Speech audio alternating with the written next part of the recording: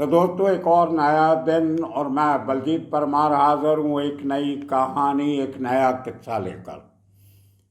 आपने कोर्ट कचहरी में अंडरवर्ल्ड के चलते हुए केस बहुत बार देखे होंगे, बहुत बार सुने होंगे, लेकिन मैं आपको एक ऐसे केस की कहानी सुनाने जा रहा हूँ जहाँ पर सिर्फ अंडरवर्ल्ड के 3 बड़े लोगों को बचाने के लिए एक ही दिन में करोड़ों रुपये का खर्चा कर दिया गया। ले दे के उस केस में 12 अक्यूज थे, लेकिन 5 लोगों के खिलाफ मेन मुकदमा था। बाकियों का रोल बहुत छोटा मोटा कम था और उनमें से काफ़ी लोग फाइनली एक्विटेड भी हो गए थे, बरी भी हो गए थे। अब मैं गैंगस्टर्स के नाम बताने के पहले आपको बता दूं कि इस केस में गैंगस्टर के अलावा 3 बड़े लोग शामिल थे, जिनमें से एक यूनियन गवर्नमेंट, दिल्ली की सरकार का minister of state for power Kalpnath Rai ji भी शामिल थे, और दूसरी उस समय की एक बड़ी प्राइवेट एयरलाइन कंपनी का travel wing, east west travel and trade links private limited, वो कंपनी शामिल थी। और तीसरा बड़ा आदमी जिसका नाम पिछले दिनों आपने बहुत सुना, बीजेपी का सिटिंग एमपी तभी भी था, आज भी है, बृजभूषण नारायण सिंह, तो बृजभूषण कुमार सिंह। ये 3 बड़े आदमी भी उसी केस में शामिल थे और इनके ऊपर भी केस चला था। बाद में कुछ लोग बरी हो गए, कुछ को सजा हुई। और आपको बताते हैं कि ये केस था क्या और क्यों इसमें इतनी बड़ी वकीलों की फौज पेश की गई सुप्रीम कोर्ट में। आप हैरान हो जाओगे कि इन 3-4 लोगों को बचाने के लिए, हालांकि टोटल एक्यूज 12 थे, उनमें से 3 तो पहले ही बरी हो गए थे, लेकिन बाकी में थोड़ा पेरिफेरल रोल था। मेन आदमी यही 3 थे बड़े गैंगस्टर, उनके नाम भी बताते हैं। उनका नाम, सबसे बड़ा नाम था भाई ठाकुर और जयेंद्र ठाकुर, बसई विरार का डॉन, उस समय भी था, आज भी है। जयेंद्र ठाकुर अलियास भाई ठाकुर। दूसरा बड़ा नाम सुभाष सिंह ठाकुर, आज वाराणसी के करीब किसी जेल में अपनी उम्र कैद काट रहा है और बहुत महीनों से एक हॉस्पिटल में बीमारियों का इलाज करवा रहा है। और तीसरा बड़ा नाम था श्याम किशोर गरिकापट्टी, इसका नाम भी आपने बहुत सुना होगा। पिछले दिनों इलेक्शन में इसकी तस्वीर एक वायरल हुई थी, जो पुराने रहे एनकाउंटर स्पेशलिस्ट प्रदीप शर्मा के साथ नालासपारा में भाई ठाकुर के खिलाफ प्रचार करते हुए, जहां से प्रदीप शर्मा खुद शिवसेना की टिकट पे इलेक्शन लड़े थे लेकिन हार गए। अब ये 3 लोगों के ऊपर, और साथ में जो मैंने नाम लिए, इनके 3 के साथ 2 और लोग जुड़े हुए थे। एक था चंद्रकांत पाटिल और एक था पारेश मोहन देसाई। ये 5 लोग एक रिट पिटीशन फाइल करते हैं सुप्रीम कोर्ट में, हाई कोर्ट के, मुंबई हाई कोर्ट के फैसले के खिलाफ। जब दूसरे ये 3 लोग सुप्रीम कोर्ट में एक रिट फाइल करते हैं, क्योंकि दिल्ली पुलिस ने इन 5 को, जिनके नाम मैंने लिए, गरिकापट्टी, सुभाष सिंह ठाकुर, भाई ठाकुर, चंद्रकांत पाटिल और परेश मोहन देसाई, इनको 97 में, मैं आपको तारीख भी बताऊंगा, सबका पूरा डिटेल से तफसील देंगे, दिल्ली पुलिस ने इनको अरेस्ट किया था तकरीबन नवंबर 1997 में, 1997 में। अब इनके ऊपर टाडा का प्रपोजल इमीडिएटली अरेस्ट करने के बाद लगा दिया गया। उसको लेके केस फाइल करते हैं इनके वकील कि इनके खिलाफ टाड़ा नहीं लगना चाहिए। अब टाड़ा क्यों लगा, टाड़ा की प्रपोजल क्या थी, पहले आपको वो बता देते हैं। दिल्ली के एक गगन विहार एक्सटेंशन एरिया या गगन विहार एक्सटेंशन कॉलोनी है, वहाँ पे एक फ्लैट से जो किसी शख्स ने मालिक से किराए पे लिया था, तो दिल्ली पुलिस का कहना है कि इन 5 लोगों को हमने उस फ्लैट में रेड करके, जो भी तारीख थी नवंबर की, उस तारीख को इनको सुबह 4 बजे हमने अरेस्ट किया। दिल्ली पुलिस की कोई 5-6 स्पेशल टीम लगी हुई थी और जो टीम इनको पकड़ने गई थी उसमें 6 गाड़ियाँ थी और एक गाड़ी जिसमें ये लोग सवार थे, 4 बजे सुबह इनको डर था कि दिल्ली पुलिस हमें पकड़ सकती है, ये दिल्ली पुलिस का कहना है।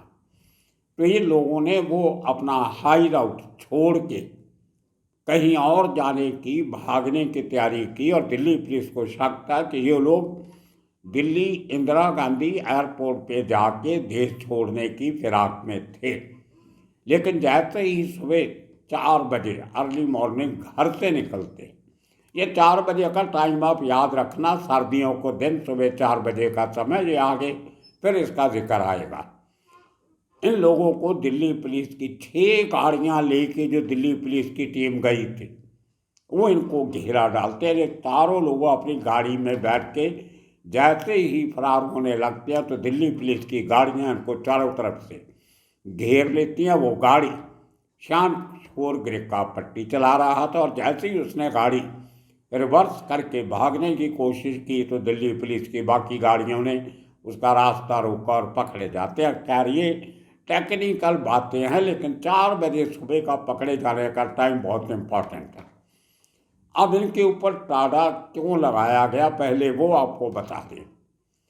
बहुत देर जो लोग दिल्ली की तिहाड़ जेल में बंद थे, सब हमने एक स्टोरी भी की थी, लेकिन कैसे पकड़े गए, केस क्या था, इसका खुलासा आज तक नहीं हुआ था, जो आज कर रहे हैं। टाड़ा इसलिए लगाया गया, दिल्ली पुलिस ने जो टाड़ा का नोट प्रिपेयर किया, जो मजिस्ट्रेट के सामने पेश किया, उसकी एक प्रपोजल बनती है और उसकी मंजूरी एक डिस्ट्रिक्ट सुपरिटेंडेंट ऑफ पुलिस या उसका इक्विवेलेंट रैंक का ऑफिसर, जो बड़े शहरों में डीसीपी होता है, डिप्टी कमिश्नर ऑफ पुलिस, उसने तैयार की। क्योंकि टाड़ा के नीचे प्रोविजन है कि टाड़ा एक्ट लगाने की परमिशन सिर्फ एक डीसीपी या district superintendent of police rank का ऑफिसर ही दे सकता है। मैं इस पर जोर इसलिए दे रहा हूँ कि ये सब इशू बाद में सुप्रीम कोर्ट में चले खुले। अब इनको पकड़ के बंद कर दिया जाता है और ग्राउंड ये दी जाती है, जब आप टाड़ा प्रिपेयर करते हो तो आपको मिनिमम 3-4 केसेस का ब्यौरा देना पड़ता है कि बहुत खतरनाक लोग हैं, समाज के लिए खतरा है, देश के लिए खतरा है, इसलिए इनके ऊपर terrorist and disruptive activities act ta-da वो लगाया जाता है। अब जब आप टेररिज्म का एक्ट लगाते हो तो इन लोगों को पुलिस को सिद्ध करना पड़ता है कि ये टेररिस्ट हैं। उसको सिद्ध करने के लिए दिल्ली पुलिस ने 3 ग्राउंड्स बनाई। पहली 91 का नालासपारा, नवी मुंबई विरार इलाके में, वसई विरार में बढ़ रहा है गाँव, जहाँ पे दाऊद इब्राहिम की एक चांदी की कंसाइनमेंट गांव के लोग लूट लेते हैं एक जहाज में से। वो 150 के करीब चांदी की ब्रिक्स थी, वो गांव के लोग लूट लेते और भाई ठाकर और उसके गैंग के लोग पूरे गांव को बंदी बनाते हैं कई दिन।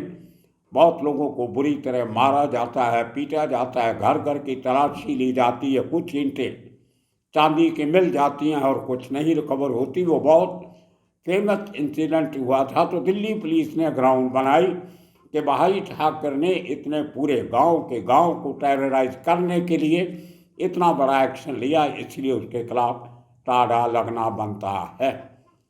दूसरा इंसिडेंट 92 जे हॉस्पिटल मुंबई, उसके अंदर जो गोली कांड हुआ था, उसमें भाई ठाकुर और सुभाष सिंह ठाकुर और ग्रिकापट्टी का हाथ था।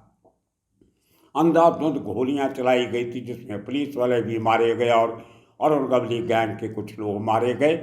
वो लोग थे जिन्होंने दाऊद भाई के बहनोई के ऊपर गोली चलाई थी, इब्राहिम पारकर के ऊपर। उसका बदला लेने के लिए दाऊद ने इन लोगों की हेल्प लेके जे हॉस्पिटल के सेकंड फ्लोर पे वार्ड में हमला करवा के अपने बहनोई की मौत का बदला लिया था। बहुत बड़ा टेरर एक्ट। और उसके बाद तीसरा एग्जाम्पल 93 का ब्लास्ट मुंबई में, जिसमें सैकड़ों लोग मारे गए और सैकड़ों इंजर्ड हुए, पूरे देश को हिला के रख दिया था उस ब्लास्ट ने। चंद घंटों की वक्फे में मुंबई के 13 जगह पे ब्लास्ट होते और देश दहल जाता है।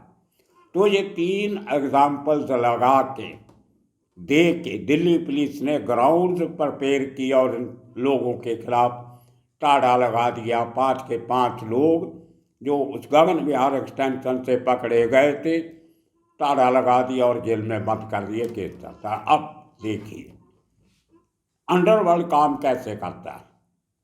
दाऊद इब्राहिम और उसका गैंग अपने लोगों को छड़ाने के लिए क्या इस्तेमाल करता है? बड़े बड़े वकीलों की आर्मी।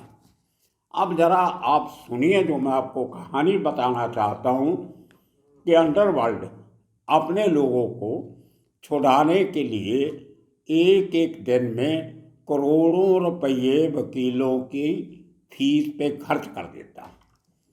क्योंकि अगर वो लोग उनके गुर्गे अंदर रहे तो बाहर काम नहीं होगा, और दूसरा अगर वो छुड़ाए नहीं जाते तो उनकी गैंग की जो शाख होती है उस पर असर पड़ता है।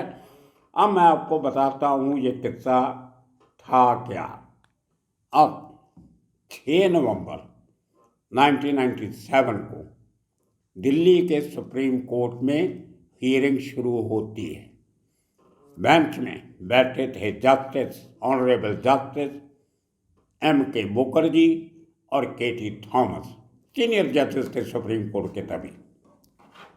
अब जरा आप ध्यान से सुनिए, इन 5 लोगों को बचाने के लिए, जब तुम्हारा भी गिन लो अगर आप, जो सुप्रीम कोर्ट ने जिनका नाम लिया है, जिनकी पेटिशन फाइल हुई, हर एक अक्यूज ने अपनी सेपरेट पेटिशन डाली थी और हर अक्यूज के लिए उसके वकील खड़े हुए थे। आप हैरान रह जाओगे कि इनको बचाने के लिए उस दिन 6 तारीख को सुप्रीम कोर्ट के अंदर 32 वकील हाजिर हुए थे।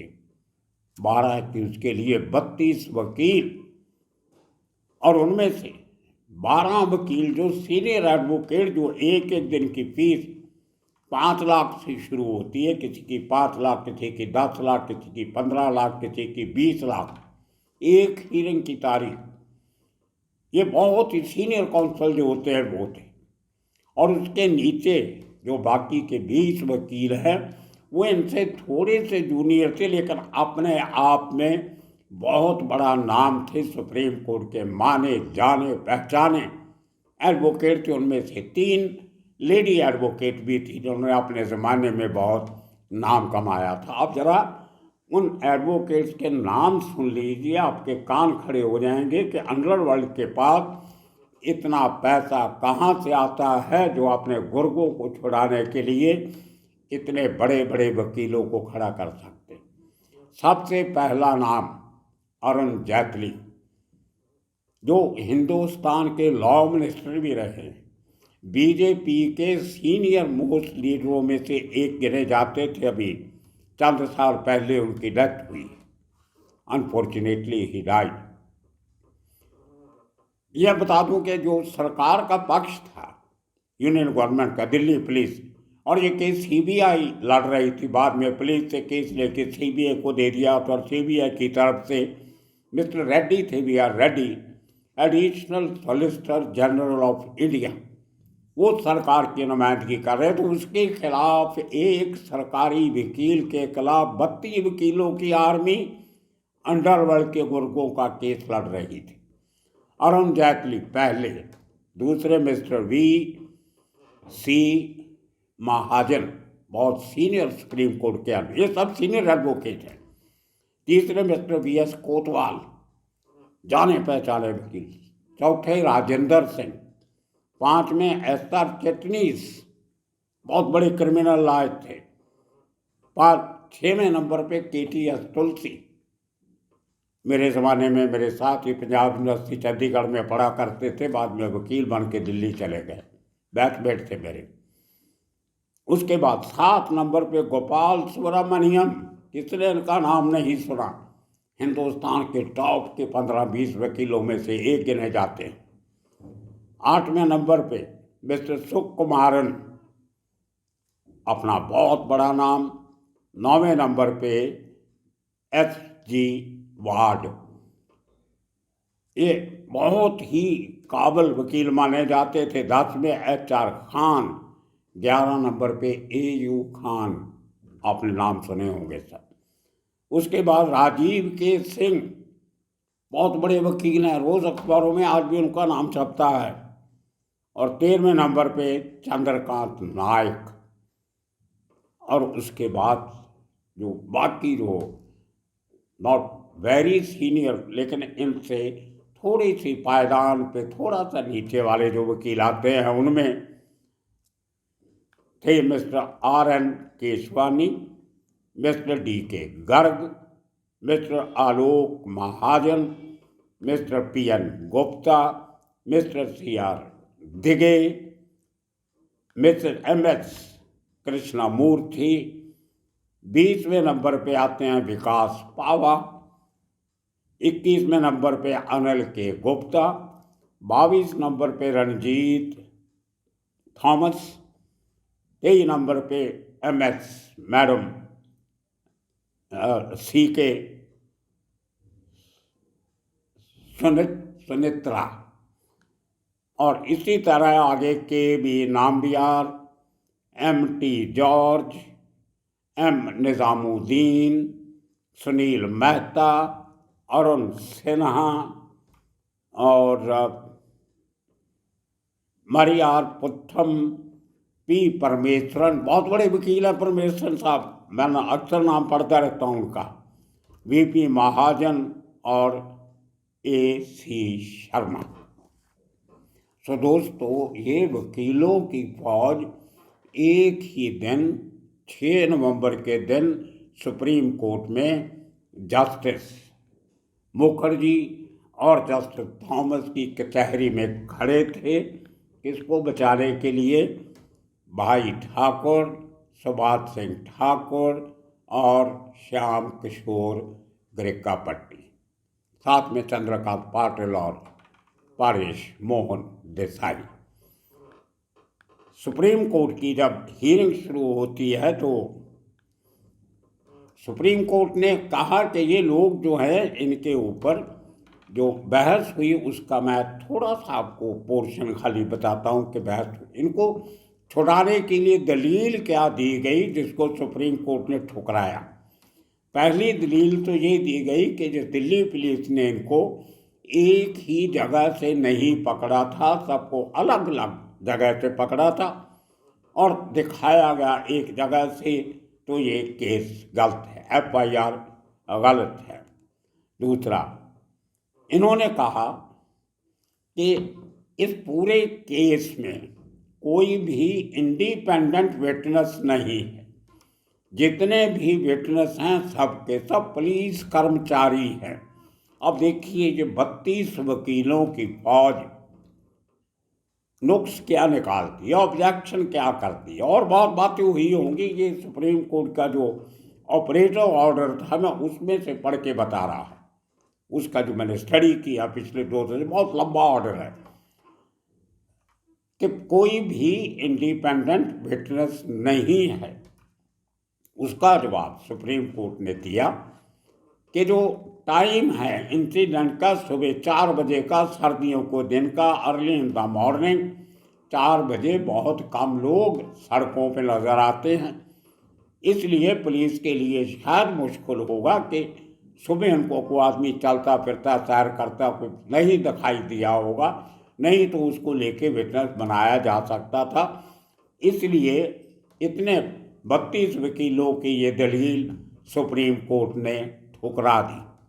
दूसरा, इन वकीलों ने दूसरा बड़ा पॉइंट ये लिया कि जो अलहदा अलहदा टीम अलहदा अलहदा एरिया में काम कर रही थी, उन्होंने जब इनको पकड़ा तो एक ही समय पे डीसीपी की परमिशन कैसे ले ली कि इनके ऊपर टाड़ा लगाया जाना चाहिए। उन्होंने एक पेपर कोर्ट को पेश किया कि ये एक एसीपी थे वहाँ मौके पे, उन्होंने एक टाइपराइटर मंगवाई, उस पर ये एक परमिशन टाइप की गई कि डीसीपी ने रिटर्न परमिशन दे दी है। लेकिन बाकी लोगों के बारे में जो टाड़ा, जो दूसरे लोग थे इन पांचों के अलावा, जिनमें ब्रजेश कुमार सिंह और कल्पनाथ राय और बाकी बहुत थे जो और 7 लोग थे, उनके ऊपर जो परमिशन है वो अवेलेबल नहीं है। तो सुप्रीम कोर्ट ने कहा कि टाडा एक्ट में कहीं भी ये नहीं लिखा है कि परमिशन जरूरी तौर पर रिटर्न होनी चाहिए। कानून में सिर्फ इतना लिखा है कि परमिशन एक उस ऑफिसर से लेनी पड़ेगी जिसका रैंक डीसीपी या डिस्ट्रिक्ट सुपरिटेंडेंट ऑफ पुलिस है। उसमें कहीं नहीं लिखा है कि रिटर्न परमिशन होनी चाहिए। तो इतने बड़े वकीलों की फौज की सब दलीलें बरकरार करते हुए सुप्रीम कोर्ट ने इन 32 वकीलों की एक नहीं सुनी और इनके ऊपर टाड़ा लगाए रखा। बल्कि अपनी जजमेंट सुप्रीम कोर्ट ने, जो हाई कोर्ट ने, ये 5 अक्यूज जो मैंने आपको बताए, भाई ठाकुर, सुभाष सिंह ठाकुर, क्रिकापट्टी, ये 5 के 5 अक्यूज को हाई कोर्ट ने 5-5 साल की सज़ा दी थी। तो सुप्रीम कोर्ट ने कहा कि ये सज़ा 5,000 बहुत कम है, ये बढ़ाई जानी चाहिए। तो ये देखिए कानून में कैसे आपको बड़े बड़े वकील भी जो करोड़ों रुपये ले लेते हैं केस के चलते चलते, वो भी आपको बचा नहीं सकते। लेकिन अंडरवर्ल्ड पैसा पानी की तरह बहाता है। वो क्या अपनी खून पसीने की कमाई तो होती नहीं। स्मगलन से कमाया, लोगों से एक्सटॉर्शन से कमाया, हफ्ता वसूली से कमाया, रंगदारी से कमाया, ब्लैकमेलिंग से कमाया, डरा धमका के करवाया। वो पैसा इन वकीलों को लौटाते हैं। गलती वकील की नहीं, वकील का तो काम ही है। लेकिन बहुत से ऐसे डेविल्स एडवोकेट्स भी हैं जो बड़े बड़े केसेस सिर्फ क्रिमिनल्स के ही लड़ते हैं, दूसरे केस बहुत कम लड़ते हैं। उनका काम है, प्रोफेशन है। अगर कोई क्राइम करेगा नहीं तो वकील तो भूखे मर जाएंगे। उनकी रोटी पानी तो क्रिमिनल से ही चलती है, भले वाइट कॉलर क्रिमिनल हों या वायलेंट क्राइम के क्रिमिनल हों। तो दोस्तों, ये कहानी मैंने आपको इसलिए सुनाई कि अंडरवर्ल्ड के सरगना अपने गुर्गों पे करोड़ों रुपये इसलिए खर्च करते हैं कि उनके गैंग की दहशत बनी रहे, उनके गुर्गे उनके साथ जुड़े रहें, उनका साथ छोड़ के अलग नहीं हो जाएं, किसी दूसरे गैंग के साथ नहीं मिल जाएं या कहीं अपना गैंग नहीं बनाएं। लेकिन अक्सर ऐसा होता नहीं। ये गैंगस्टर जब एक लेवल पे पहुंच के बड़े हो जाते हैं तो अलहदा हो ही जाते हैं। तो कल तक जो लोग दाऊद के साथ थे, आज उनका इंडिपेंडेंट गैंग है। अरुण गवली के लोग जो जोशी के पास चले गए, जोशी के अरुण गवली के पास चले गए, कोई अमर नायक के पास चला गया, कोई छोटा राजन के साथ मिल गया, कोई उसको छोड़ के दाऊद के साथ चला गया, कोई दाऊद को छोड़ के छोटा राजन से मिल गया। तो ये एक इनका कंडक्ट भी क्रिमिनल हो जाता है। कोई असूल, कोई यारी दोस्ती रिलेशनशिप वो नहीं देखा जाता है। सब पैसे की खेल है, नीचे से लेकर ऊपर तक, गली कूचे से लेके कोर्ट कचहरी तक। लेकिन हर जगह पैसा काम नहीं आता। कानून अपना काम करता रहता है, कानून तोड़ने वाले अपना काम करते रहते हैं। तो दोस्तों, इसी किस्म के और कितने कहानियाँ लेके हाजिर होते रहेंगे। तब तक के लिए आप सबका बहुत बहुत शुक्रिया, धन्यवाद।